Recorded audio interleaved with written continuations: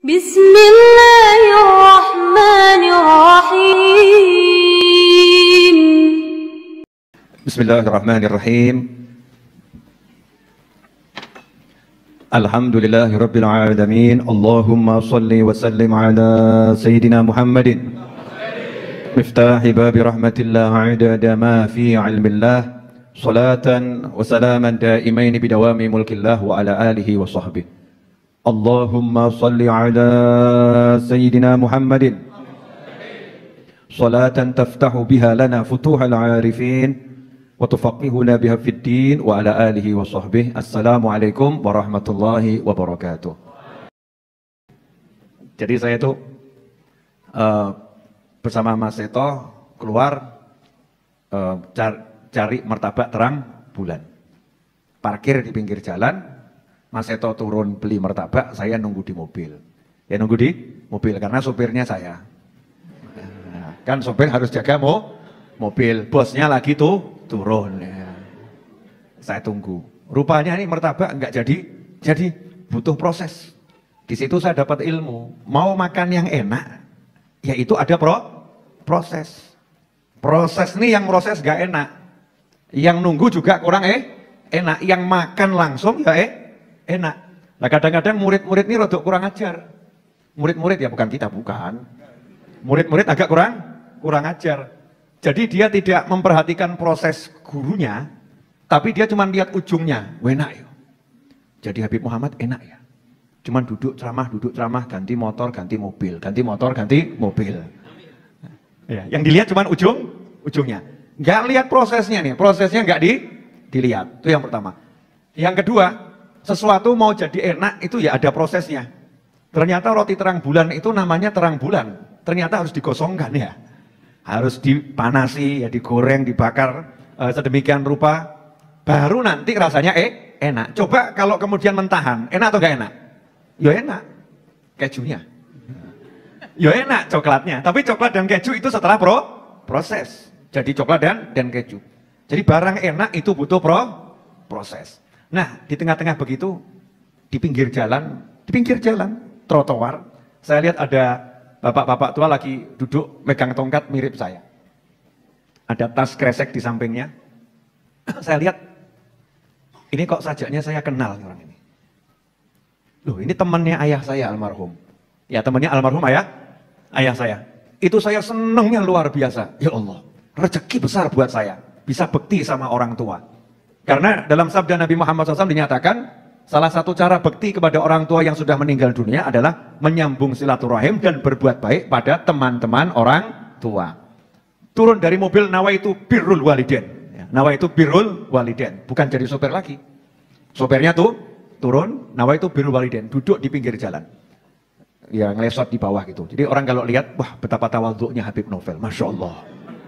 Habib Novel rendah hati. Mau duduk di pinggir jalan sama siapa itu ya? Ya siapa itu kira-kira? Jangan-jangan gurunya itu ya. Ada apa? Jangan-jangan Nabiullah Khidir. Masya Allah itu. Macam-macam itu persepsi orang melihat sesuai dengan prasangka baik masing-masing. Padahal saya sederhana.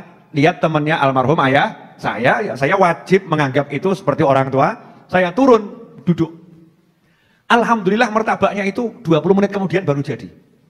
Saking saya senangnya itu, begitu martabaknya jadi saya gelo. Kok sedadi ya? Kok waktu saya duduk habis?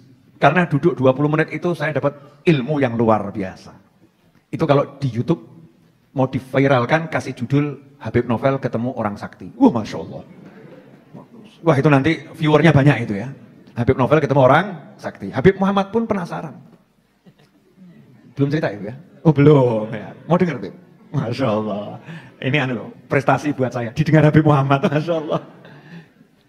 Sengaja saya rahasiakan yang bersangkutan namanya siapa gitu ya. Yang jelas temannya ayah saya. Duduk. Dari penampilan zahirnya, orang nggak akan menganggap orang yang perlu dianggap. Dari penampilan zahirnya, pakaiannya, orang susah. Ya, celananya. Orang susah. Tasnya, Masya Allah. Tas sangat bermerek. Dikenal di seluruh dunia. Kresek. Kantong plastik warna hitam. Teman-temannya ayah saya almarhum tuh, Masya Allah, orang-orang hebat yang unik-unik. Ada yang di Kudus rumahnya, itu datang waktu ayah saya masih hidup, datang ke Solo, kemudian main ke rumah, saya tanya, Ami, saya manggil Ami gitu ya. Ami, paman gitu ya. Paman, tasnya mana? Jawabannya simpel, ya ini. Ternyata kerdus mie. Kerdus mie, ini tas saya ini. Itu dari saya masih cilik, masih kecil, masih umur 5 tahun sampai saya segede ini ya. Tasnya nggak pernah ganti, jadi pergi keluar kota manapun tasnya kerdus. Tasnya kerdus. Kalimatnya simpel, ya kalau ini kan nggak ada yang mau maling. Ya nggak ada yang mau maling, mesti ngerti, mesti isinya ya paling ya gombal ya. Nggak cetok. Tapi itu orang-orang yang luar biasa. Saya juga dapat nasihat, nanti tak kasih tahu. Dulu sudah pernah saya kasih tahu, teman jenengan kan wajah-wajah lalian. Ya lupa ya, mudah lupa nggak apa-apa. Semakin jenengan mudah lupa, saya semakin bahagia. Kenapa? Berarti Jumat pengen inget lah lagi. Kalau jenengan sudah inget terus, wah, Beb Novel udah pernah nyampein itu. Beb Muhammad itu juga udah pernah. Akhirnya malas ngaji. Jadi murid itu dibuat lupa, ada hikmah dari Allah Subhanahu Wa Taala. Biar apa? Semangat ngaji. Termasuk gurunya. Gurunya suka lupa juga kalau pernah nyampaikan. Coba kalau gurunya inget, itu udah pernah disampaikan. Itu udah pernah disampaikan. Akhirnya gurunya apa? Malas ngajar. Malah paling murid saya udah tahu. Terus meneng wae. Jadi gurunya lali, muridnya lali. Itu hikmah yang luar biasa. Indahnya cara Allah SWT membagi ilmu kepada umat manusia. Cerita mau dilanjut gak ini? Nah, kopinya mana Mas Edwin? Masya Allah. Alhamdulillah. Ya. Saya kira Mas Edwin lupa. Jazakumullah khairan. Makasih Habib. Jazakumullah khairan. Masya Allah. Ya, tapi kopi yang saya minta itu tidak seperti yang datang. Saya mintanya kopi istighfar. Keluarnya kopi la haula wala quwata illa billah. Beda produk. Udah habis gak kopi istighfarnya? Kopi rempahnya. Lanjut ya. Begitu duduk sama saya lihat umurnya sudah di atas 75 tahun. Sepuh ya, tua. Kata Nabi Muhammad SAW dalam sebuah hadis, barang siapa memuliakan orang yang berusia lanjut karena usia lanjutnya, maka nanti dia saat mencapai usia yang sama akan Allah kirimkan orang yang memuliakannya. Almarhum kakeknya Habib Muhammad ketika menjelaskan hadis ini, yaitu Habib Anis bin Alwi Al-Habsyi mengatakan, siapa pengen panjang umur, ya resepnya hadis ini. Siapa suka memuliakan orang tua, kata Rasul, nanti kalau dia mencapai usia yang sama, akan dipersiapkan orang, dikirimkan orang yang memuliakan dia. Seperti dia pernah memuliakan orang tua. Makanya siapa pengen panjang umur, cari orang-orang tua, dimuliakan. Nah kalau orang tuanya sendiri nggak dimuliakan, berarti resep cepat mati. Ya kalau orang tuanya sendiri nggak dimuliakan, nggak betah duduk sama orang tuanya, resep cepat mati. Ya mati hatinya, mati pikirannya, mati bisnisnya, mati semuanya. Naudzubillah min dzalik. Ngobrol saya. Ya, memang sengaja saya ulur-ulur biar jam 9 selesai. Ya kan, ini kan teknik memperpanjang masalah. Udah siap semuanya terima ilmu ini? Mahal nih, saya sampai nongkrong di pinggir jalan. Asyiknya luar biasa, itu kebiasaan saya di masa kecil. Duduk, kalau jenengan hari itu ada, semalam ada, terus motret, jenengan akan lihat, itu Habib Novel lagi sama pacarnya ya. Gitu. Saking mesranya itu, saking mesranya, nikmat. Beliau ngomong begini, Val, saya kan nanya, tinggal di mana sekarang itu? Ngobrol-ngobrol. Jawabannya begini, Val, tidur itu biar enak gampang. Tidur saya selalu enak pules. Padahal cuma gelar kelosok, bantalnya sikut. Ya, gelar tikar, bantalnya sikut. Sikut itu coro Jawi ya. Ya, kalau bahasa Indonesianya apa nih? Sikut apa? Berdua ya. Pakai siku loh, lengan gitu ya. Sikut bahasa Jawanya. Tidurnya gitu. Gampang caranya. Gimana nih? Biar kesel mestilah enak turun. Orang itu kalau capek itu nanti tidurnya enak. Nah ini sekarang banyak orang capek tapi gak mau tidur enak. Kenapa? Wes kesel muring-muring terus. Ada orangnya ada hadir. Jadi udah capek itu seharusnya rebah tidur enak. Sudah capek tapi mulutnya gak mau berhenti. Akhirnya tidurnya gak enak. Lelah, capek, gelar tikar tidur nyaman. Enak, pules. Jadi tidur enak gak butuh kasur harga 20 juta. Itu ada tempat tidur tuh kasurnya tuh ada 20 juta, 30 juta. Biar tidurnya enak, bangun biar seger. Ternyata resepnya murah, keselo, selesai. Lelahkan fisikmu. Ya lelahkan dengan apa? Ya dengan jalan, dengan sholat, ya dengan ibadah. Enggak lah, begitulah. Tidur sebentar tuh nikmatnya luar biasa. Itu ilmu yang pertama.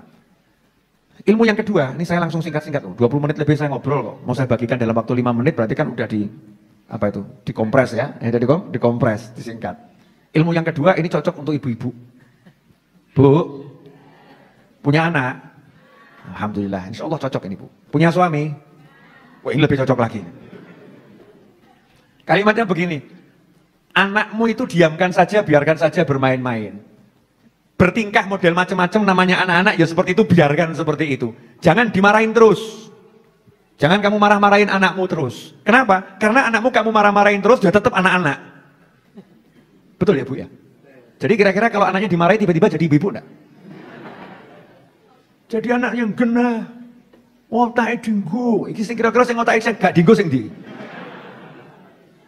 Ya, ini ada oknum ibu-ibu. Neriakin anak, punya otak itu dipakai sama teriak-teriak. Ini kalau ada orang lihat, ini kira-kira yang nggak pakai otak yang mana ini? Paham maksudnya ya? Jangan marah-marahin anakmu terus, biarkan main-main. Namanya juga main-main anak-anak. Anak-anak itu kepleset, jatuh, gelundung itu wajar. Anak-anak teriak-teriak itu wajar. Anak-anak lari-lari itu wajar. Asal jangan di masjid kan begitu ya. Kalau di tempatnya ya wajar. Biarkan. Karena kalau kamu marah-marah, anakmu tetap anak-anak, kamunya jadi pegel. Kamunya jadi mangkel, kamunya jadi kesel, akhirnya sakit. Akhirnya sakit. Tapi kalau kamu nggak banyak marah-marah, kamu diem saja. Lama-lama anak itu yang cari kamu. Anaknya yang cari kamu, anaknya jadi nurut. Karena nggak sering dimarahin. Betul anak-anak? Betul. Insyaallah tuh. Itu jawaban dari anak-anak. Saya nggak tahu ya, ini urusannya orang-orang ahli, itu ilmu jiwa, cara apa tuh mendidik anak dan sebagainya. Cuman parenting. Yang saya dengar dari pakar parenting begitu. Ini saya nggak dengar dari pakar parenting, tapi pakar hidup lama. Orang tua yang berpengalaman, menang tua. Ya, dia menang berpengalaman. Kemudian dilanjutkan. Begitu juga sama manusia yang lain. Jangan suka marah-marah. Karena kamu marah-marah sama orang itu membuat kamu capek, lelah. Untuk marah itu energi yang dikeluarkan banyak, hasilnya kamu yang sakit. Hasilnya kamu yang sakit. Sementara yang kamu marahin ya nggak ngefek. Nggak ngaruh. Jadi kamu rugi. Ya itu ibu-ibu perlu praktek. Paham Bu? Jadi misalnya ibu mau marah sama suami, itu tiwas kesel Bu. Wong lanang germulih jam 10, germulih jam 10. Kadang-kadang jam 11, yang nggak paham bahasa Jawa ya mohon maaf. Iya. Everyday you game late, Bu ngono ya. Ramudeng aku. Tiap hari nggak pernah pulang tepat waktu, terlambat terus. Kamu ini sebetulnya suaminya siapa? Ibu-ibu nongger ngamuk, oknum ya, oknum ibu-ibu. Kalau marah itu kalimat-kalimatnya Masya Allah. Terus genah bojone ditakok, sebetulnya kamu suaminya siapa? Waneh gitu ya. Waneh. Emang nggak mau pulang ya? Nggak usah pulang sekalian. Udah pulang masih dibohongin, nggak usah pulang sekalian. Pertanyaan saya, teriakan-teriakan begitu manfaat enggak? Blas. Pakai ilmu baru ibu-ibu. Ilmu baru. Wedok kudu pinter. Ini tahun 2020. Harus cerdas. Pulang telat, diam saja. Kalau lapar, di meja makan. Kalau haus, di meja makan. Kalau butuh saya, di kamar tidur. Permisi. Bingung bojone. Kok dungaren ya? Biasanya kan ngamuan ya. Ini kok jadi gak ngamuan ya? Ini kok gak marahan ya? Aneh nih, kok seperti gak butuh saya lagi ya? Masya Allah. Mulai suaminya rodok curiga, penasaran. Jangan-jangan dia, kalau saya pulang terlambat, dia punya temen nih, jangan-jangan. Masya Allah, sesuai jam 6 tekan rumah. Masya Allah. Alhamdulillah, kerjaan lancar ya Pak? Masya Allah. Kalau mau makan, di meja makan. Minum di meja makan. Kalau mau sholat jamaah, nanti panggil saya. Saya ada di kamar. Masya Allah. Kok beda sekarang istri saya? Buntutin nih suami. Ada apa di kamar? Ternyata nonton YouTube-nya Habib Muhammad. Masya Allah. Oh jadi ini yang merubah istri saya. Ini, wah daripada lihat Habib Muhammad terus lebih baik lihat saya gitu. Wah, mulai dikancani nih. Tiap malam akhirnya ditemenin istrinya lihat YouTube-nya Habib Muhammad. Masya Allah dikancani. Akhirnya dua-dua nggak pernah keluyuran malam, ya di rumah berdua terus nonton YouTube. Akhirnya penasaran, Habib Muhammad nih adanya di mana? Oh, ada di banyak tempat. Salah satunya di Majlis Ar-Raudhah Senin malam Selasa setelah sholat Isya. Promosi bro. Apaan ya Habib? Boleh dilanjut? Kembali ke nasihatnya Bapak tua yang sama tadi, orang Masya Allah, orang soleh.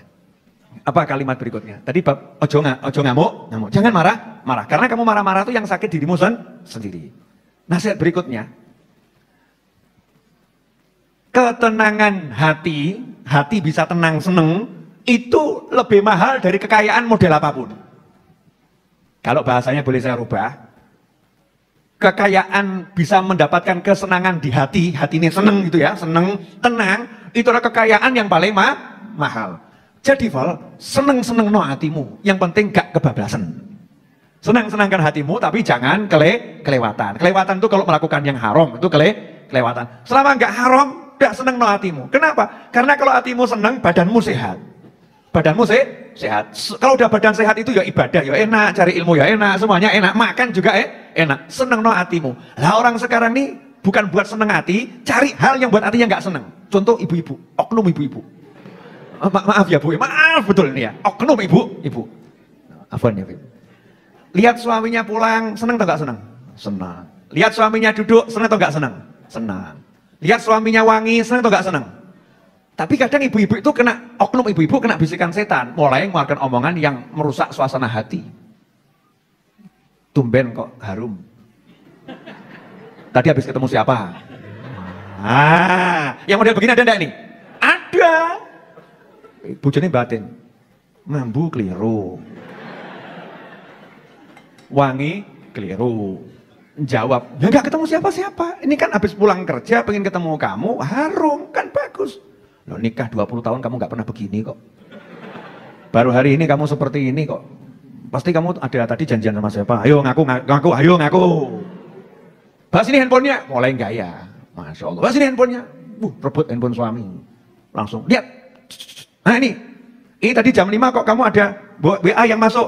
Ketemu di sini ya mas. Ayo sopo iki. Masya Allah. Bu, ini WA temangsang ini. Loncat ke handphone saya, masuk sendiri, saya juga nggak tahu orangnya siapa, nggak mungkin. Sengaja ada kamu mesti nama ini. Sengaja nonem tanpa nama, ini cuma nomor tok emang untuk mengelabui saya. Tadinya asik, tenang, akhirnya jadi apa? Ruwet. Betul? Siapa yang cari? Oknum ibu-ibu.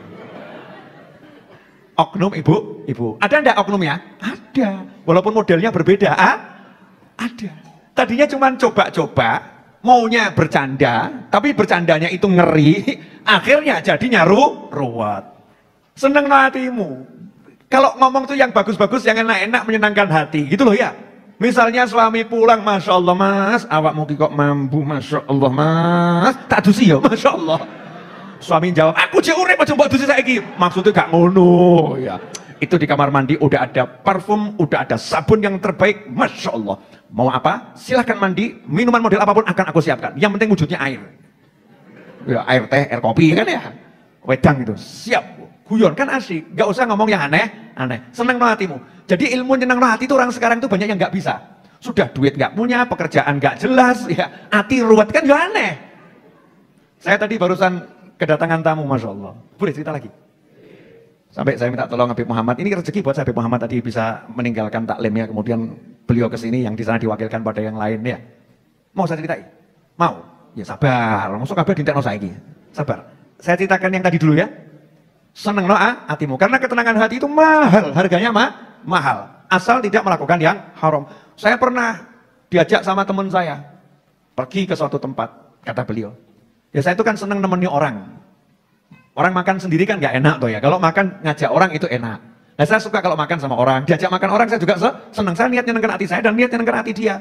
Tapi hari itu dia ternyata kebablasan, saya dibohongin. Ternyata bukan sekedar diajak makan, ada diajak makan plus minum khamr. Kaget saya. Loh, kebablasan ini. Nah, ini melanggar protokol senang-senang ini. Senang-senang ada protokolnya, ini melanggar protokol senang-senang. Langsung saya ya pamit, saya nggak pakai marah, tetap dia pakai ilmu. Jangan marah. Karena marah-marah nggak ada manfaatnya. Saya meneh wong mendem mbok amui, berarti awakmu sing mendem. Udah tahu orang mabuk, kamu maki-maki. Kamu tidak mabuk itu haram, mabuk masuk neraka. Kamu ini tidak menghargai. Wong mendem mbok ngonoke berarti sing mendem ya awakmu. Paham maksudnya enggak? Orang mabuk kok dinasehati surga neraka, sadar saja nggak masuk apalagi mabuk. Kita ini loh yang sadar, dinasihati surga neraka ya gak begitu masuk, betul kan ya? Dinasihati neraka ya gak kerasa panas ya. Paling cuma bergumam, moga-moga swarga, beb mandek beb, ojo nyebut rokok. Paling begitu. Mau apalagi yang mabuk diteriak-teriakin begitu. Jadi saya gak marah. Cuman saya marah di hati kok, ditipu. Saya gak suka yang seperti ini. Langsung saya tinggalkan, tapi pakai ilmu ninggalkannya. Gimana cara ninggalkannya? Ya saya pamitnya ke toilet. Saya ke toilet sebentar ya. Silakan. Iya ke toilet, saya nggak ke toilet, bablas metu mulih aku. Dia ngapusi aku, tak hapusi. Nah ini cara dakwah yang luar biasa yang saya dapat di pinggir jalan. Kalau nggak mampu dengan tangan, nggak mampu dengan mulut, kan dengan hati segera tinggalkan tempat itu. Kalau kamu kumpul sama yang begitu, kamu akan kena dosa dari Allah Subhanahu wa Ta'ala. Beliau yang ngomong, saya cuma melanjutkan dengan gaya bahasa yang cocok untuk kita di sini malam hari ini. Mau lagi tidak ilmunya? Oke, soalnya asyik. Nah, terus setelah ngomong seneng no, hatimu ojo ngamuk. ngasih ilmu lagi masalah jalan kaki. Biar sehat itu biasakan jalan kaki. Betul nih, sekarang ini orang jalan kaki jarang ya? Jarang. Bahkan di mall itu diusahakan tidak jalan kok. Naik tangga, tangganya yang jalan. Betul kan ya? Naik jalan, jalannya yang jalan. Eskalator yang model lurus kan ya? Jalan. Begitu jalan sebentar, udah disiapkan banyak tempat duduk. Ini di mana-mana minim jalan. Jalan itu kurang. Saya kata beliau, umurnya hampir 80 tahun, 70 tahun sekian. Saya Ramadan kemarin itu habis asar jalan-jalan ke Boyolali. Maghrib udah sampai di Pasar Kliwon. Pakai tongkat. Ya memang jenengan itu nggak masuk akal ya. Saya udah sering ketemu orang-orang nggak masuk akal, ternyata masuk akal gitu ya. Faktanya seperti itu, jalan kaki. Seger. Nah kita ini sekarang kurang jalan kaki. Jadi muslim itu ya harus sehat, sehat. Bukan cuman ibadah tapi nggak perhatikan kesehatan. Kanjeng Nabi Muhammad SAW ibadahnya luar biasa, tapi beliau manusia yang sehatnya luar biasa. Kenapa? Beliau tuh sholatnya ya banyak kok, sholatnya lama. Terus ya juga guyon sama anak cucunya, ya lari-lari sama anak cucunya, ya lari-lari sama istrinya. Beliau makannya ya tahu sendiri. Sebelum makan tuh hanya ketika lapar, dan ngincipi sedikit sudah berhenti. Kenapa? Prinsipnya belum kenyang harus berhenti. Seperti itu Nabi Muhammad SAW. Dan yang dimakan makanan sehat semua. Kalau kita ini yang dimakan sebetulnya makanan sehat, tapi ya itu bleng. Pedus aja nyawang kita bingung kok. Asli kambing itu lihat manusia heran. Bingung itu kambing. Menungso kok kayak gini gitu ya. Itu kambing itu heran, betapa manusia tidak paham cara makan. Saya kambing aja tahu batasannya. Kambing itu ditaruh di padang rumput yang suburnya luar biasa. Dia tahu kapan harus berhenti. Tapi kita dikasih sate 30 tusuk, 2 tusuk udah kenyang, habisnya 10 tusuk. Betul. Lah ya, berarti apa ini? Pedus. Nah, itu banyak. Nanti saya ecer sekarang kan eman-eman untuk next. Habis maghrib tadi. Saya kan sore ngajar. Untuk kajian di online Google Meet. Nah setelah habis maghrib, teman saya itu mau datangnya sebetulnya pas sore, cuman karena terbentur jadwal temennya yang lain yang mau ikut, baru nyampe itu hampir maghrib. Sehingga obrolan berlanjut sampai setelah maghrib sampai isya. Sementara dari pagi saya belum istirahat, nyambung terus ya. Jadi badan saya butuh diistirahatkan. Kan saya punya prinsip kesel, leren, capek istirahat, ngantuk, tidur, lapar, makan, ya nggak kuat minta tolong. Ya itu saya praktekkan tadi. Capek istirahat, lapar makan, ngantuk tidur, nggak kuat minta tolong. Ya nggak kuat minta tolong. Jangan gaya kuat-kuatkan mujahadah, perjuangan di jalan Allah, tekan mimbar ngeblak, syahid ngawur kamu. Itu namanya kamu membawa dirimu pada kehancuran. Bukan begitu ajaran Nabi Muhammad SAW. Semua ada batasannya, batasannya. Nah, tapi saya dapat tadi ini menarik. Jenengan masih ingat ilmu lama saya? Ilmu lama nih. Mau saya praktekkan lagi dan saya ajarkan lagi malam hari ini. Diingatkan sama Allah Ta'ala lewat tamu yang didatangkan ke rumah saya. Anak muda, ganteng, jomblo. Ya, mudah-mudahan lihat kajian saya malam hari ini. Biar seneng, ya. Biar senang. Tahun 2019, beliau ngomong tahun 2019, Beb, saya stres. Punya hutang 1,5 miliar. Ditagih sana, ditagih sini, diancam sana, diancam sini. Saya itu stres sampai udah niat bunuh diri. Masya Allah. Tapi alhamdulillah kan gak situ lah ya. Menyatanya sampai sini kok ya. Udah niat bunuh diri. Ini mungkin ada yang hadir juga lagi ditagih sana, tagih sini. Ya toh, ya ngaku lah, ngaku gak apa-apa loh ya. Tagih sana, tagih sini. Kadang kejeduk, mentok ya sakit. Ya stres lah. Stres artinya tegang, dia pikirannya tuh tegang. Sehingga ketenangan hati gak dapat. Nah, saya lihat-lihat di YouTube. Lihat YouTube. Kok ada ceramah Habib Novel, cara meraih hajat. Akhirnya saya praktekkan. Itu saya ketemu yang judulnya masalah galon tuh. Ya, galon air mineral yang besar tuh kan.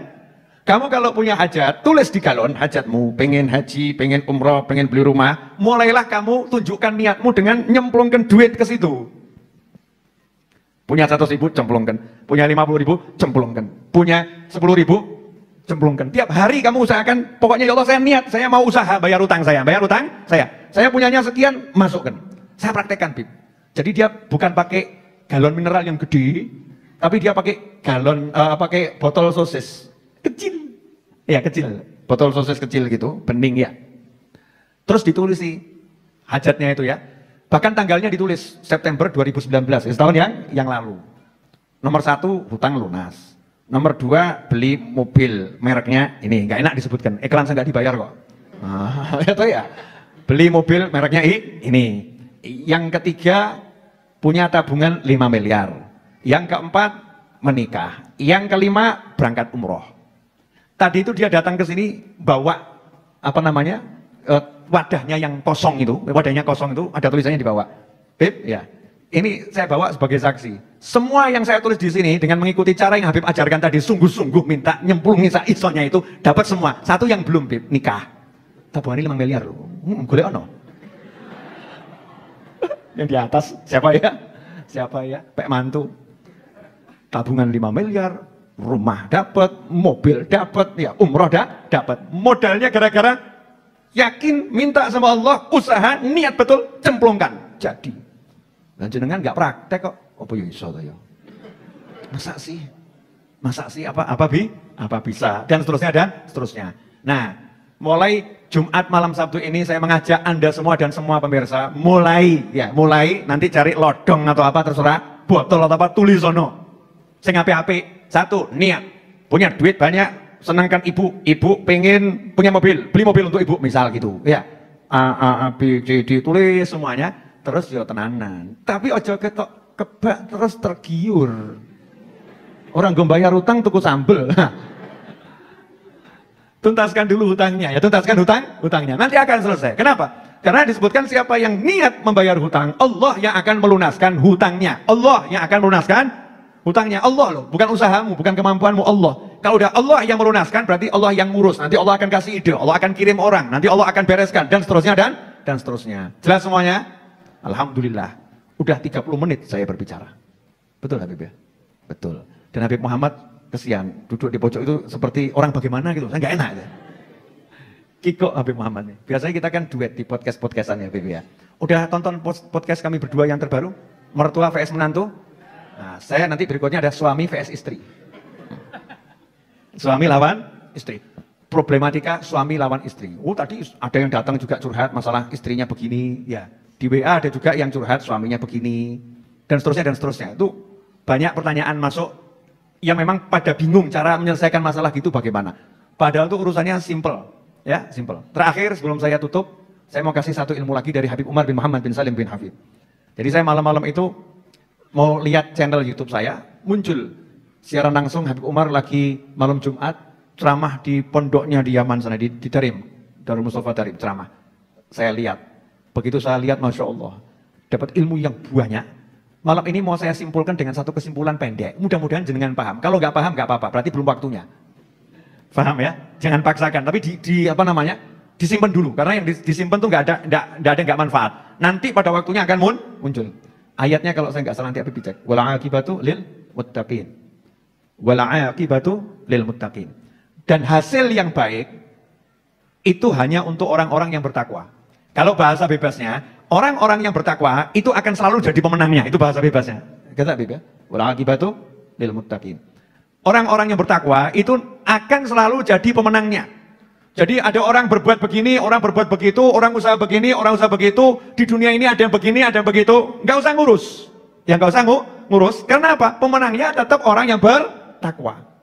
Bertakwa itu apa? Melaksanakan perintah Allah, menjauhi semua larangan Allah. Jadi kunci selamat, kunci menang, kunci sukses bukan mau niru gayanya fulan, bukan takut ada fulan begini, fulan begitu nanti bisnisnya jadi kacau, enggak. Tetap orang yang bertakwa itu jadi pemenangnya. Berarti resepnya hidup apa? Ya gampang, gelar sajadah, sholat berjamaah, ambil mushaf, baca Al-Quran, ketemu orang tua, hormati. Kalau orang tua kandung, lebih kita hormati, sayangi, berbuat baik kepadanya. Kepada istri, suami, pasangan hidup, anak, tunaikan haknya masing-masing. Ketika bisnis, jujurlah, berusaha yang baik. Jangan katakan yang dusta aja bangkrut, apalagi yang jujur. Jangan ngomong seperti itu. Usahakan dengan semua cara-caranya Allah Ta'ala. Pasti jadi pemenangnya. Lah, yang lain-lain akan nyungsep. Yang lain-lain akan nyungsep. Tetap pemenangnya orang yang bertakwa. Meskipun secara zahir kelihatannya yang bertakwa kok sejak rajin sholat kok tambah miskin dia. Sejak ikut kajian sama Habib Novel kok tambah dipecat ini ya. Sejak ikut sholawatan kok tambah melarat. Tidak jadi masalah. Asal kita benar terus sholawatan, benar terus pengajian, benar terus sesat, apa sholat, benar terus sholat, wala akibatu lil muttaqin. Nanti pemenangnya kamu. Pemenangnya kamu. Pada waktunya kamu akan kaget. Masya Allah. Ternyata ini hasilnya. Begitu ayatnya. Wala akibatu lil muttaqin. Ikhwani rahimakumullah. Pesan bapak tua, sahabat ayah saya di pinggir jalan tadi, satu. Sebagai penutup ngobrolan saya.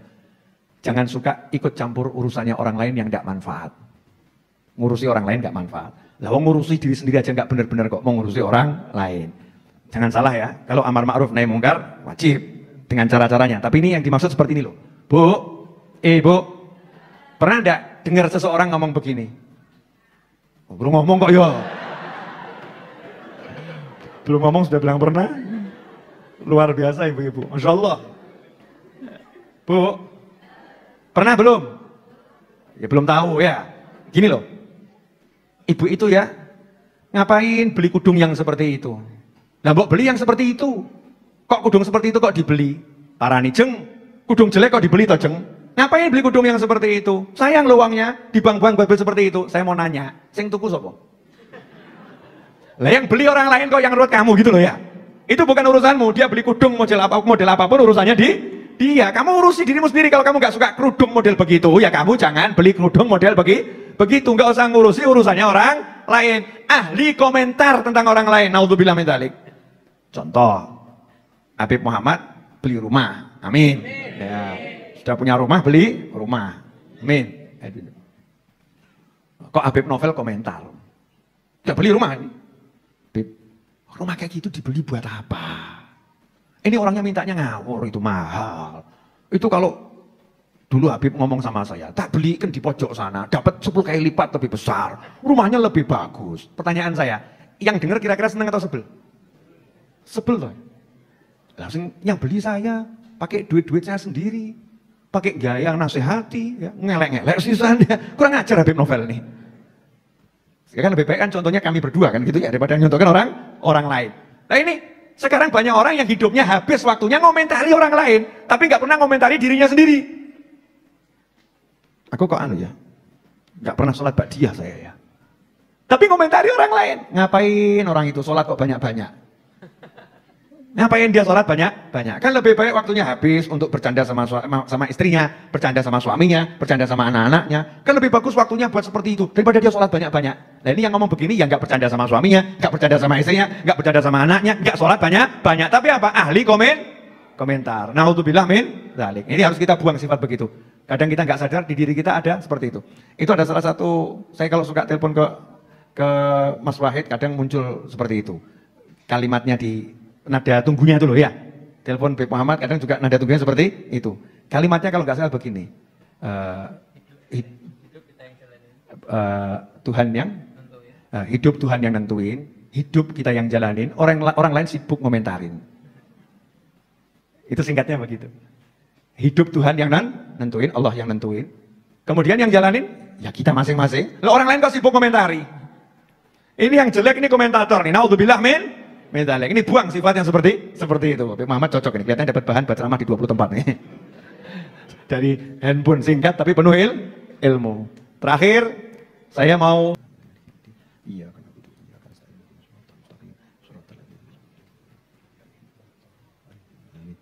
mari kita tutup dengan doa yang biasa kita baca. Ya Rabbana tarafna bi annana tarafna wa annana asrafna ala ladha ashrafna fatub alaina tauba tafsilu kulla hauba wastur lana al-awrati wa amin ar-rawati waghfir li walidina rabbi wa mauludina wal ahli wal ikhwani wa sa'iril khillani wa kulli dhi mahabbah أو جيرة أو صحبة والمسلمين أجمع آمين ربي اسمع فضلا وجودا منا لا باكتساب منا بالمصطفى الرسول نهضى بكل سول صلى وسلم ربي عليه عد الحب وآله وصحبه إداد التصل الصحب والحمد للإله في البدء والتناهي اللهم صل وسلم على سيدنا محمد مفتاح باب رحمة الله عدد ما في علم الله صلاة وسلاما دائمين بدوام ملك الله